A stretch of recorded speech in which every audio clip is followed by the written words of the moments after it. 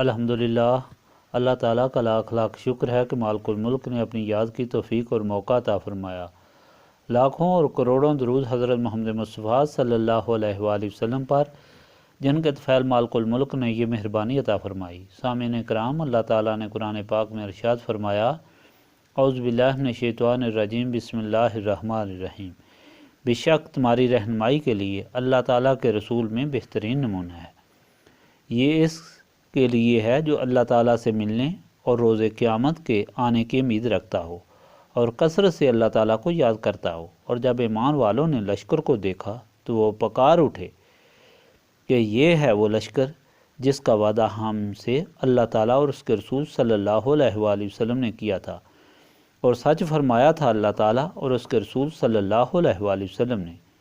اور دشمن کے لشکر جرار نے ان کے ایمان اور جذبہ تسلیم میں اور اضافہ کر دیا۔ اہل اسلام میں ایسے جوان مرد تھے جنہوں نے سچ کر دکھایا جو وعدہ انہوں نے اللہ تعالیٰ اور اس کے رسول صلی اللہ علیہ وآلہ وسلم سے کیا تھا۔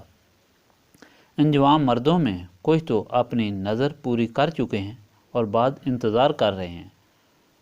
ان کے رویہ میں ذرا تبدیلی نہیں ہوتی کہ اللہ تعالیٰ جزائے خیر اپنا وعدہ سچا کرنے والوں کو ان کے سچ کے باعث اور عذاب دے منافقوں کو اگر اس کی مرضی ہو یا ان کی توبہ کو قبول فرمائے۔ بے شک اللہ تعالیٰ غفور الرحیم ہے۔ اور لٹا دیا اللہ تعالیٰ نے کفار کو درآں حالی کا وہ اپنے غصہ میں تھے، انہیں کوئی فائدہ نہ ہوا، اور بچا لیا مومنوں کو اللہ تعالیٰ نے جنگ سے۔ اور اللہ تعالیٰ بڑا طاقتور اور ہر چیز پر غالب ہے۔ اہل کتاب سے جن لوگوں نے کفار کی امداد کی تھی، اللہ تعالیٰ نے انہیں ان کے قلعوں سے اتار لیا اور ان کے دلوں میں رعب ڈال دیا۔ ایک گروہ کو تم قتل کر رہے ہو اور دوسرے گروہ کو قیدی بنا رہے ہو، اور اس نے وارث بنا دیا تمہیں ان کی زمینوں اور ان کے مکانوں کا اور ان کے مال و متاع کا، اور وہ ملک بھی تمہیں دے دیے گئے جہاں تمہارے قدم بھی نہیں پہنچے۔ اور اللہ تعالیٰ ہر چیز پر پوری قدرت رکھتا ہے۔ اے نبی، آپ صلی اللہ علیہ وآلہ وسلم کہہ دیں اپنی بیویوں کو کہ اگر تم دنیاوی زندگی اور اس کی آسائش کی خواہاں ہو تو آؤ تمہیں مال و متاع دے دوں اور پھر تمہیں رخصت کر دوں بڑی خوبصورتی کے ساتھ۔ اور اگر تم چاہتی ہو اللہ تعالیٰ کو اور اس کے رسول اور دار آخرت کو، تو بے شک اللہ تعالیٰ نے تیار کر رکھا ہے ان کے لیے جو تم میں سے نیکوکار ہیں اجر عظیم۔ اے نبی کی بیویوں، جس کسی نے تم میں سے کھلی ہوئی بےہودگی کی تو اس کے لیے عذاب کو دو چند کر دیا جائے گا، اور ایسا کرنا اللہ تعالیٰ کے لیے بالکل آسان ہے۔ پچھلے فرمان الہی میں جنگ احزاب کا پورا حال بیان کیا کہ کس طرح یہودیوں نے مکہ معظمہ جا کر مشرکین کو اپنے ساتھ ملایا۔ پھر ابو سفیان کے ساتھ 40 مشرکین اور 20 یہودیوں نے مل کر کعبہ شریف کا غلاف ہٹا کر نبی پاک صلی اللہ علیہ وآلہ وسلم اور اسلام کو مٹانے کی قسم کھائی، اور اس طرح دوسرے قبیلوں کو بھی ملا کر 12,000 کا لشکر جرار لے کر مدینہ پاک پر حملہ کیا۔ اس پر منافقین اور مخلصین کا حال بھی آپ نے سنا۔ آج کے فرمان میں مومن کے حال کو پھر بیان فرمایا کہ جو لوگ اللہ تعالیٰ اور رسول پاک صلی اللہ علیہ وآلہ وسلم پر ایمان رکھتے ہیں، قیامت کے دن پر یقین رکھتے ہیں اور اللہ تعالیٰ کو یاد کرتے ہیں، انہوں نے لشکر جرار کو دیکھ کر کہا کہ یہ وہ لشکر ہے جس کا ہم سے وعدہ کیا تھا۔ انہوں نے اپنی جانوں کے نذرانے پیش کر کے اپنے ایمان کا ثبوت دیا۔ اللہ تعالیٰ نے اس وعدہ کو پورا کرنے والوں کے لیے اجر عظیم رکھا تھا، اور عذاب منافقین کے لیے، اور چاہے تو توبہ قبول فرمائے۔ اور کفار کو یعنی اس لشکر جرار کو لٹا دیا نامراد اور خسارے والا بنا کر، اور اللہ تعالیٰ نے اپنے بندوں کو جنگ سے بچا لیا۔ اور یہودیوں کو جنہوں نے کفار کی مدد کی، اپنے عہد کو پورا نہ کیا، ان کو قلعوں سے نکال کر قتل کر دیا گیا، اور ایک گروہ کو قیدی بنا لیا گیا۔ اللہ تعالیٰ نے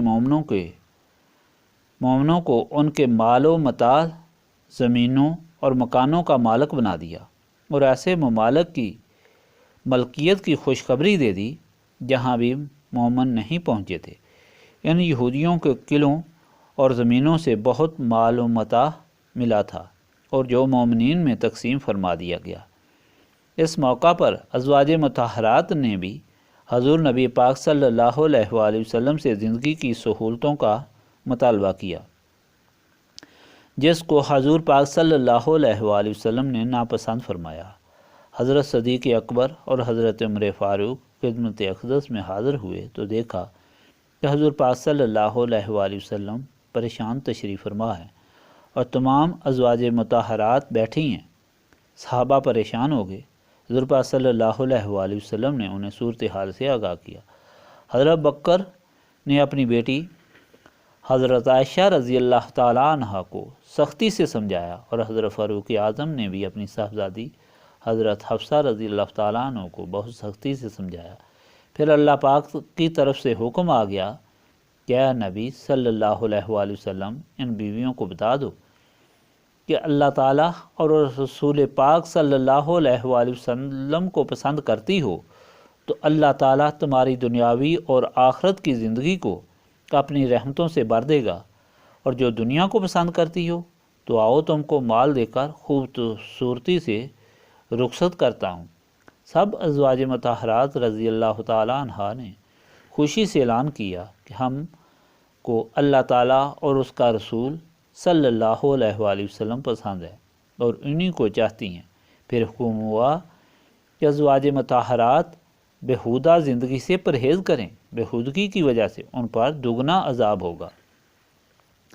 سامعین کرام، سارے فرمان میں مومنین کے لیے حتیٰ کہ ازواج مطہرات رضی اللہ تعالیٰ عنہ کے لیے بھی نسبت رسول پاک صلی اللہ علیہ وآلہ وسلم کا حکم ہوا ہے کہ پاکیزہ زندگی، بےہودگیوں سے پاک زندگی اسی صورت میں ممکن ہے کہ انسان شیطان اور نفس کی چلاکیوں سے محفوظ ہو، اور یہ صرف نسبت رسولی صلی اللہ علیہ وآلہ وسلم سے حاصل ہو سکتی ہے۔